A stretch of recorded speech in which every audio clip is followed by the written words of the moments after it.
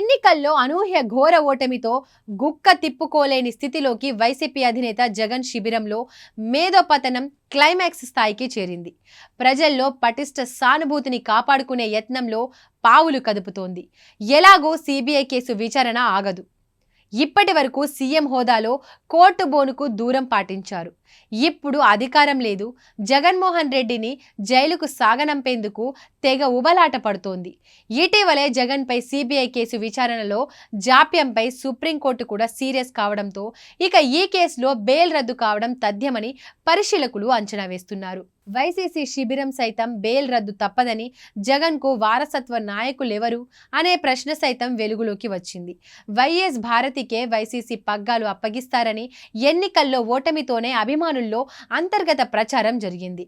ఇదే జరిగితే జగన్ లేని లోటును భారతి మాత్రమే పూడ్చాలి. అలా కాకుండా వైఎస్ఆర్ తనయ జగన్ సోదరి వైపు కార్యకర్తలు పరుగులు పెడితే పరిస్థితి ఏమిటి? ఈ స్థితిని అడ్డుకునేందుకే జగన్ షర్మిలలు ఆస్తి గొడవలను తెర మీదకు తీసుకువచ్చారనే ప్రచారము జరుగుతోంది. అన్నా చెల్లెళ్ల ఆస్తి రగడ కంటే అసలు జగన్ కేసులో బెయిల్ రద్దు ఖాయమా? వైసీపీ నాయకత్వ బాధ్యతలు భారతికే అప్పగిస్తారా? ఈ అంశమే ఏపీలో తీవ్ర చర్చకు దారితీసింది.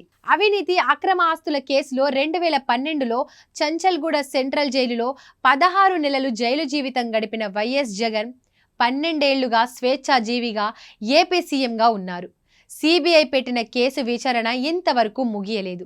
ఈ కేసులో జగన్ నిర్దోషిగా బయటపడే అవకాశము ఉందో లేదో ఎవ్వరూ అంచనా వేయలేరు.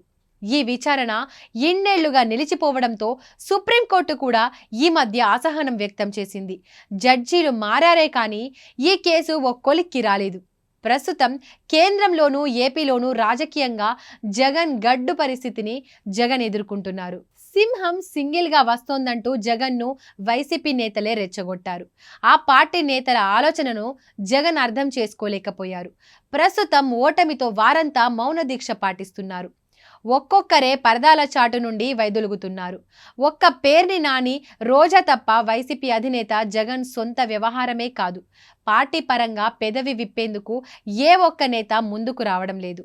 జగన్ వ్యవహార శైలి వల్లే దూరంగా ఉన్నామని కొందరు లీడర్లు చెబుతున్నారు. గతంలో వైసీపీ అధికారంలో ఉన్నప్పుడు ఏనాడు న్యాయస్థానం ముందు జగన్ హాజరు కాలేదు. అధికారిక కార్యక్రమాలు ఉన్నాయని తప్పించుకున్నారు. ప్రస్తుతం ప్రతిపక్ష హోదా కూడా లేదు. దీంతో ఖచ్చితంగా న్యాయస్థానం ముందు హాజరు కావాల్సిందే.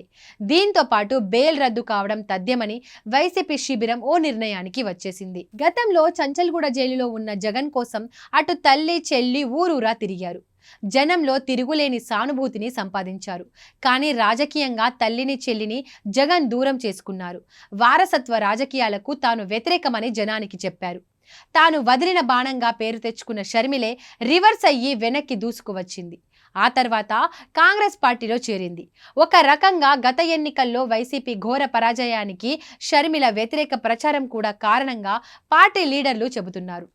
బాబాయి వివేకానంద హత్య కేసుకు మహాస్త్రంగా తీసుకొని ఏపీ అంతటా కలియదిరిగింది. ఇక ప్రస్తుతం ఏపీ జనం ముందు అన్నా చెల్లెళ్ల ఆస్తి బంధం చర్చకు వచ్చింది. అక్కడ తండ్రి ఆస్తిలో సమాన హక్కు షర్మిల నినాదం కాగా, తానే చెల్లికి ఆత్మీయాభిమానంతో ఆస్తిని పంచానని జగన్ చెప్పుకోవడం అంతటా చర్చనీయాంశంగా మారింది. 5 ఏళ్లుగా వీధికెక్కని కుటుంబ ఆస్తి పేచి ఇప్పుడెందుకు తెర మీదకు వచ్చిందనే అంశంపై జనం తీవ్ర చర్చ జరుపుతున్నారు. ఆడపిల్లకు సగమాస్తి ఇవ్వరా అని కొందరు ప్రశ్నిస్తే, ఆస్తి కోసమే రాజకీయాల్లోకి షర్మిల వచ్చిందని జగన్ వర్గీయులు సోషల్ మీడియాలో చెలరేగిపోతున్నారు. కానీ ఈ ఆస్తుల వ్యవహారంతోనే వైసీపీ అధినేతకు ఏ క్షణమైన బెయిల్ రద్దయ్యే అవకాశం ఉందని ప్రచారం ఊదరగొడుతోంది. జగన్ కష్టార్జితంతో షర్మిలకు సంబంధం ఏంటని ఒక వర్గం ప్రశ్నిస్తోంది. కుటుంబ ఆస్తులను వైఎస్ఆర్ జీవించినప్పుడే పంపకాలు చేసేశారని అంటోంది.